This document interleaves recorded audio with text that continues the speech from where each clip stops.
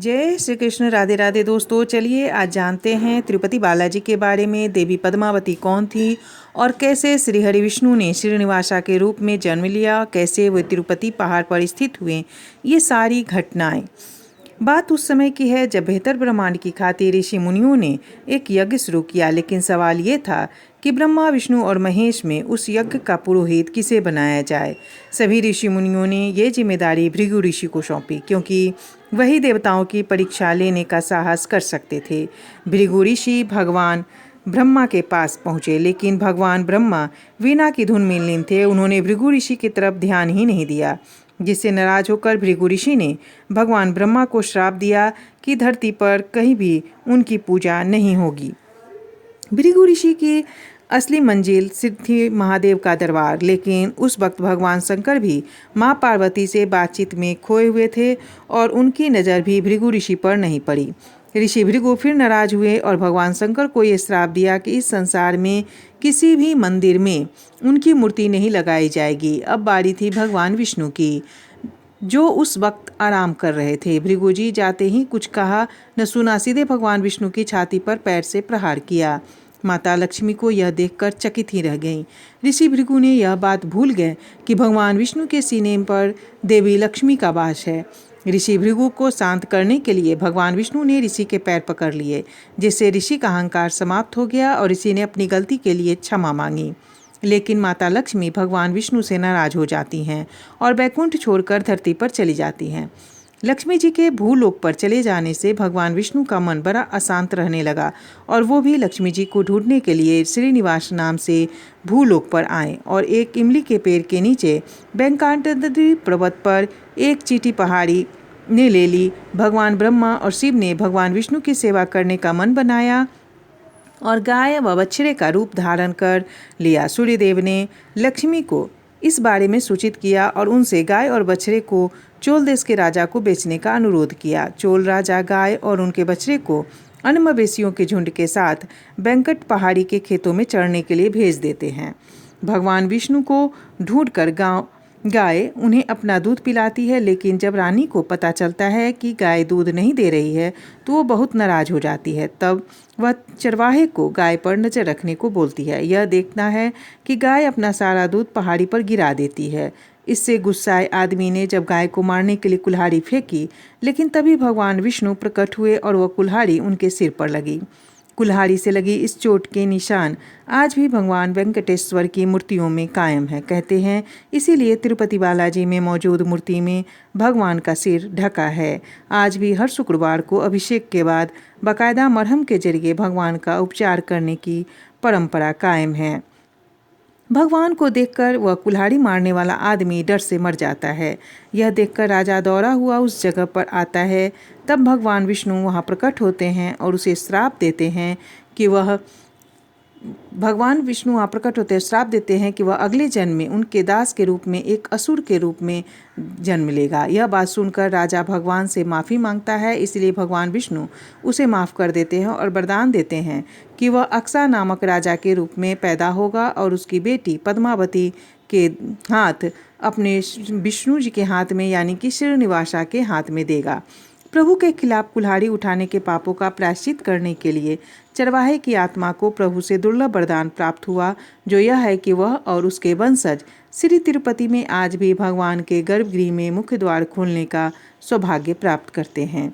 इस प्रकार भगवान विष्णु श्रीनिवासा के रूप में लेकर वहां रहने लगे। समय के साथ चोल राजा का अक्सा राजा के रूप में पूर्व जन्म हुआ और राजा अच्छी तरह से शासन करने लगे, परंतु उनकी कोई संतान नहीं थी। यज्ञ के हिस्से के रूप में राजा खेतों की जुताई कर रहा था, तभी उन्होंने एक बच्चे को कमल के फूल में पाया। राजा ने उस कन्या का नाम पद्मावती रखा और उसे अपनी बेटी के रूप में अपनाया। उधर कृष्ण अवतार में भगवान कृष्ण की माता यशोदा को बकुला देवी होने का वरदान दिया। बकुला देवी कृष्ण अवतार में भगवान कृष्ण के विवाह को न देख पाने के कारण उस जीवन में दुखी थी। कृष्ण से प्राप्त वरदान के अनुसार उसे बकुला देवी के रूप में पूर्ण जन्म मिला और दिव्य दंपति के विवाह के साक्षी बनने का सौभाग्य प्राप्त हुआ। समय के साथ राजकुमारी पद्मावती बड़ी होती गई। राजकुमारी पद्मावती से शादी करना भगवान वेंकटेश्वर के लिए आसान नहीं था। कहा जाता है कि भगवान ने विवाह के लिए कुबेर से बहुत सा धन उधार लिया। राजा ने दोनों का विवाह कर दिया। नारद जी के द्वारा पद्मावती का विवाह भगवान के साथ होने की खबर सुनकर माता लक्ष्मी, जो कि कोल्हापुर में रहती थी, उनको बड़ा दुख हुआ। वो सीधे बैंक टांचल पहुंची और भगवान श्रीनिवास की सेवा में लगी माता पद्मावती जी को भला बुरा कहने लगी। माता लक्ष्मी ने पद्मा जी से कहा कि श्रीनिवासा भगवान विष्णु रूप में मेरे पति हैं, तुमने इनसे विवाह क्यों किया? दोनों में वाक युद्ध हो गया। ये देखकर भगवान को बड़ा दुख हुआ और तब तक भगवान पीछे हटकर पत्थर की प्रतिमा में रूप में परिवर्तित हो गए। यह देखकर माता लक्ष्मी और माता पद्मावती को बड़ा दुख हुआ कि अब प्रभु किसी के नहीं हैं। इतने में शिला विग्रह से आवाज आई कि पद्मावती से विवाह के लिए मैंने कुबेर से बहुत सा धन ले रखा है, इसीलिए आज से मैं इसी स्थान पर वेंकटेश्वर स्वामी के नाम से अपने आने वाले सभी भक्तों का मनोरथ पूर्ण करता रहूँगा तथा कुबेर से लिया हुआ धन भी वापस करूँगा। यह सुनकर दोनों देवियों ने सिर झुका लिया और इसके पश्चात माता लक्ष्मी जी कोल्हापुर आकर महालक्ष्मी रूप से में विराजमान हो गईं तथा माता पद्मावती जी तिरुमाला में शिला विग्रह के रूप में विराजमान हो गई तथा आने वाले भक्तों का मंगल कर रही हैं। लोग इस मंदिर में आकर शादी इसलिए करते हैं जिससे यह जन्म जन्मांतर साथ रह सके। कहा जाता है कि तिरुमाला की इन पहाड़ियों पर भगवान वेंकटेश्वर अपनी पत्नी पद्मावती के साथ निवास करते हैं। मान्यता है कि भगवान के इस दरबार में कभी कोई खाली हाथ नहीं लौटता। ये भी मान्यता है कि यहाँ माथा टेकने वाले को खुद माँ लक्ष्मी आशीर्वाद देती हैं। पौराणिक कहानियों के मुताबिक भगवान विष्णु ने ये वचन भी दिया था कि वो अपने भक्तों से मिलने वाले दान से ही अपना कर्ज उतारेंगे। सिर्फ इतना ही नहीं, भगवान विष्णु ने यह भी वादा किया था कि जो भक्त उन्हें जो दान देंगे उससे कहीं ज़्यादा देवी लक्ष्मी उनके भक्तों को देंगी। वो इसलिए क्योंकि माँ लक्ष्मी अपने भक्तों को दान की रकम का कई गुना वापस देती हैं। ऐसी मान्यता है कि पद्मावती कोई और नहीं बल्कि पूर्व जन्म में ऋषि कुशध्वज की पुत्री वेदवती थी और उन्होंने श्रीहरि विष्णु की कठोर तपस्या की थी उनको पति रूप में पाने के लिए। तपस्या करते समय जब रावण की नज़र उन पर पड़ी तो उन्होंने कुदृष्टि डाली। तब वेदवती ने अपने आप को अग्नि के हवाले कर दिया और अग्निदेव ने जब श्री रामचंद्र जी वनवास गए तब माता सीता को उन्होंने अग्निदेव को समर्पित किया और अग्निदेव ने वेदवती को माता सीता के रूप में श्री राम के पास पहुंच गईं और माता सीता अशोक वाटिका में पहुंच गई। रावण उन्हीं वेदवती को हरण कर ले गया।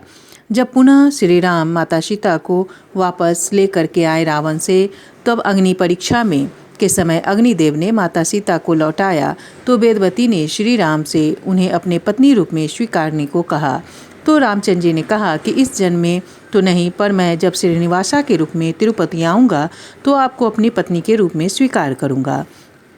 राजा आकाश राजा के घर देवी वेदवती ने पद्मावती के रूप में जन्म लिया और श्रीहरि ने श्रीनिवासा के रूप में उनसे विवाह किया।